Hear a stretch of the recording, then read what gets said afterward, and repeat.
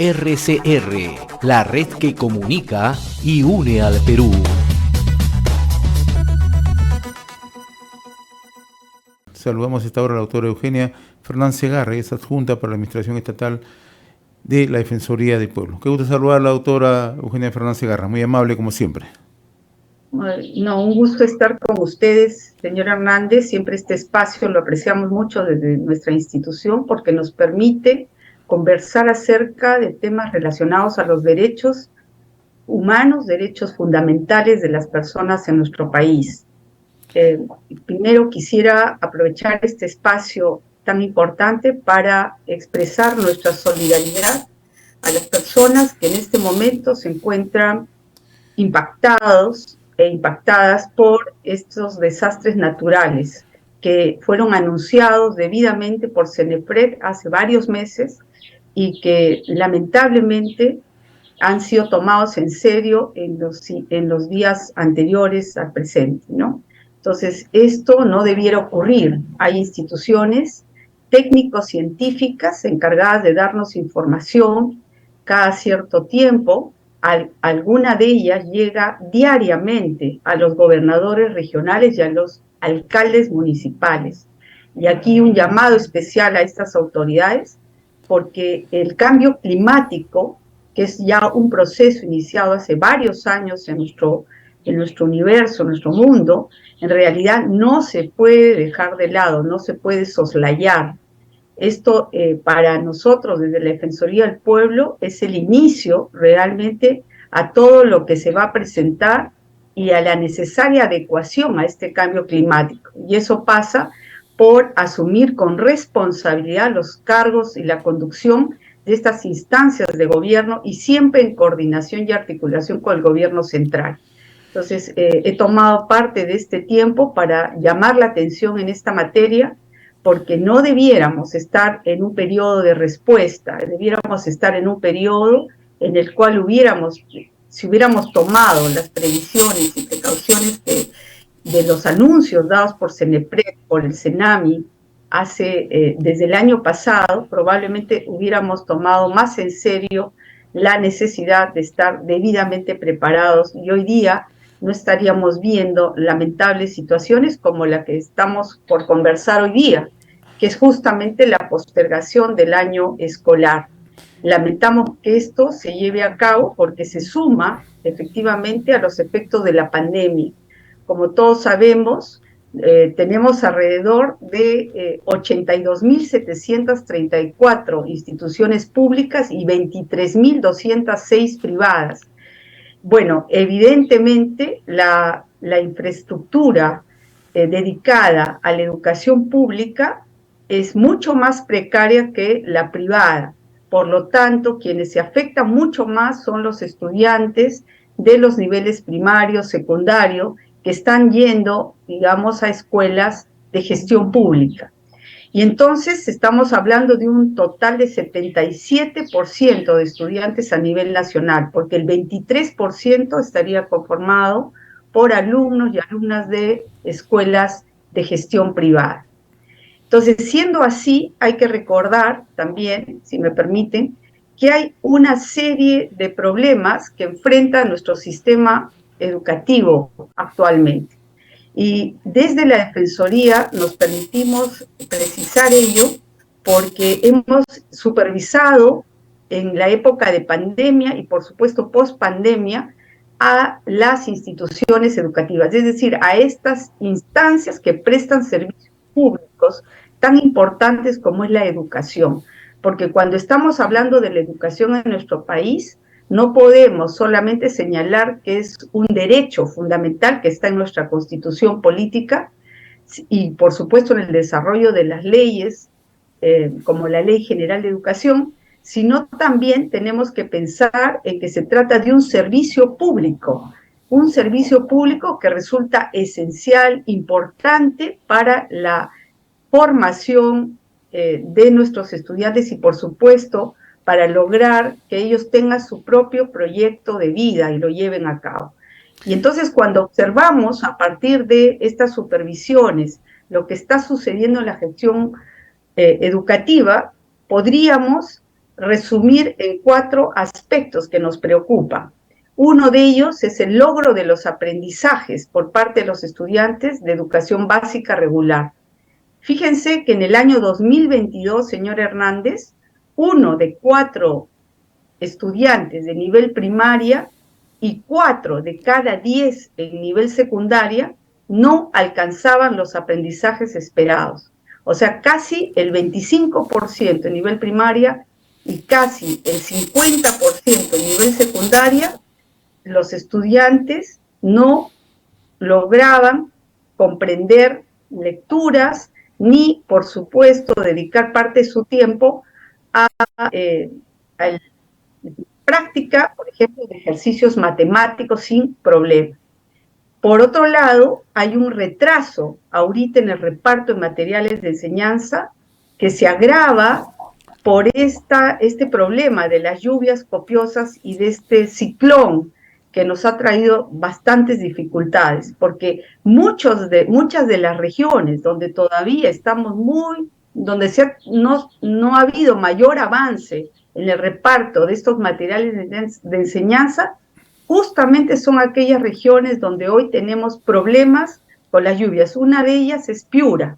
Ustedes acaban de entrevistar al alcalde de Piura y supongo que ha ilustrado cuál es la problemática que allí se vive. Entonces, el tema de reparto de materiales de enseñanza en las escuelas también está coincidiendo de alguna manera con estas regiones que hoy día están siendo mayormente impactadas por este fenómeno de lluvias y de ciclón al mismo tiempo.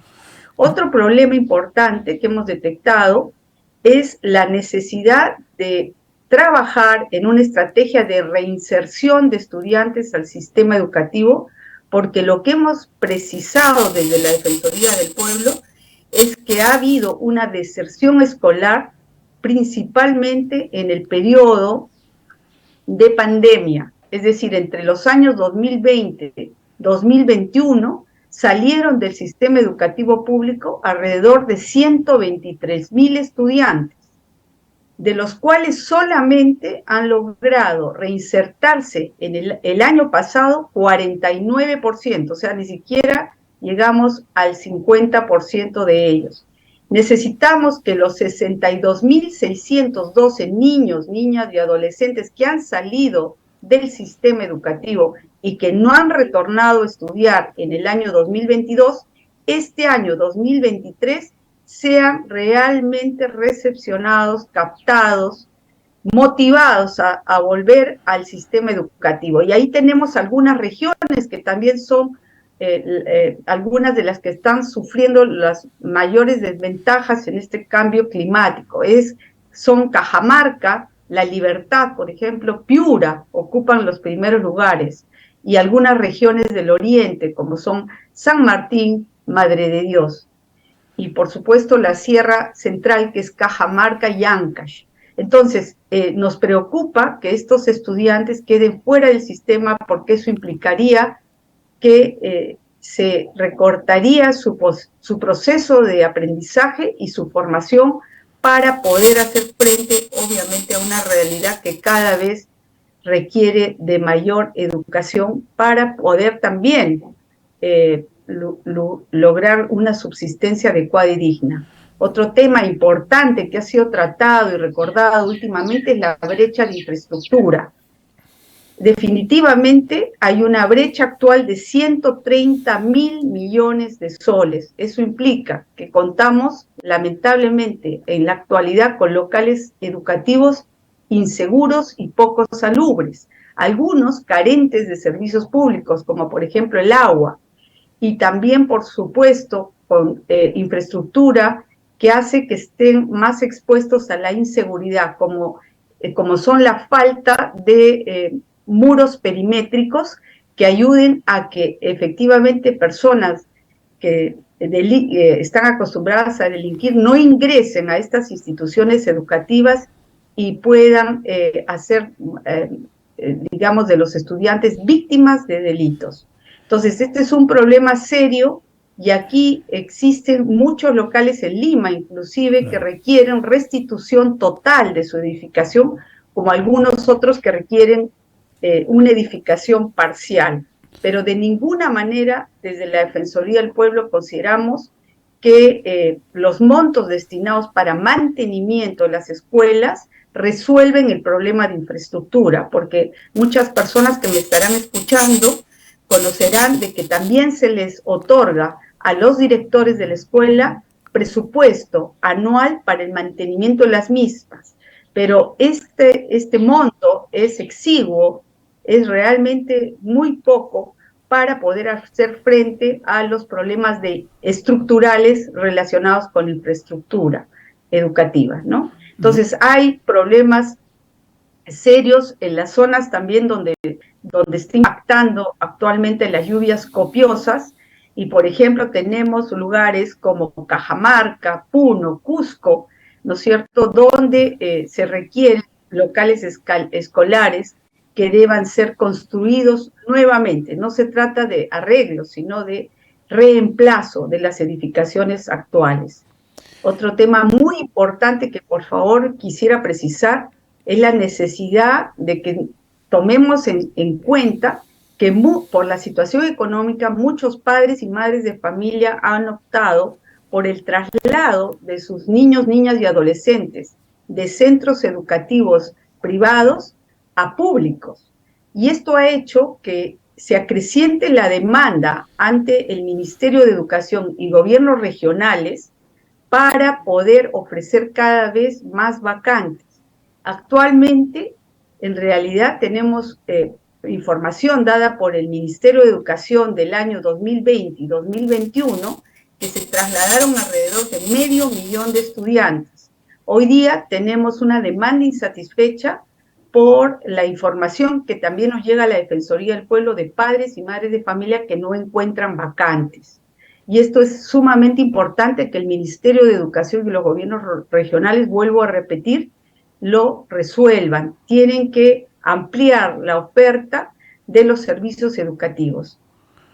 La situación se vuelve obviamente más compleja, señor Hernández, porque en realidad el año pasado no se atendieron alrededor de 1.800 solicitudes de vacantes escolares, y entonces si sumamos esa demanda que se dejó de lado de alguna manera con la que hoy día podría haber sumada, digamos, a la que hoy día podría haber por las condiciones socioeconómicas, pues esto resulta realmente de urgencia para las instancias gubernamentales y sobre todo las instancias descentralizadas de educación.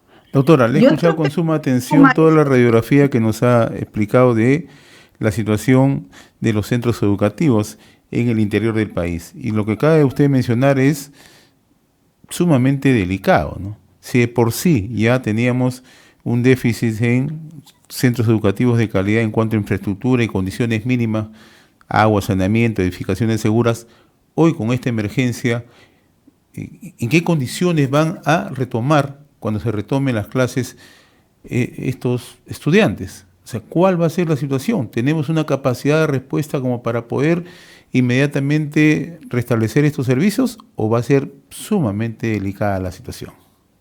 Esa es la exigencia que la Defensoría del Pueblo está haciendo al ministro de Educación y por supuesto a los gobiernos regionales. Nosotros no solamente hemos cursado una comunicación al ministro dando cuenta de todos estos hallazgos y verificaciones hechas por la Defensoría en base inclusive a fuentes oficiales, sino también nos hemos dirigido a cada gobernador regional y gobernadoras regionales para que hagan lo propio. Es decir, esta es una responsabilidad compartida entre el Ministerio de Educación y los gobiernos regionales o gerencias regionales, como también se les llama. Entonces, necesitamos que se tomen en cuenta todo lo que he mencionado, pero además que existe una demanda de plazas docentes. En el 2022, señor Hernández, ya se requerían 3.779 plazas docentes. Hoy en día se deben requerir esas mismas y, por supuesto, podríamos pensar que se deben adicionar algunas más porque la situación, como usted ha mencionado, no ha sido resuelta. Y me interesa subrayar todos estos problemas, porque si bien hoy día nos encontramos afectados por este cambio climático, digamos a través de estas lluvias copiosas y la presencia de este ciclón, definitivamente no podemos olvidar lo esencial, que es justamente resolver estos problemas que resultan necesarios y son condiciones básicas para el desarrollo de un año escolar. Entonces, eso es básico, eso es lo que yo quería precisar a nombre de la Defensoría del Pueblo, agradecerle por el espacio que nos sirve, como he señalado anteriormente, para recordar siempre los problemas que están pendientes de resolver, tener siempre la agenda pública al día, pero también, por supuesto, hacer un llamado a las autoridades, que espero que hayan recogido todos estos mensajes y recordado que la Defensoría del Pueblo ha hecho recomendaciones oportunas sobre la materia.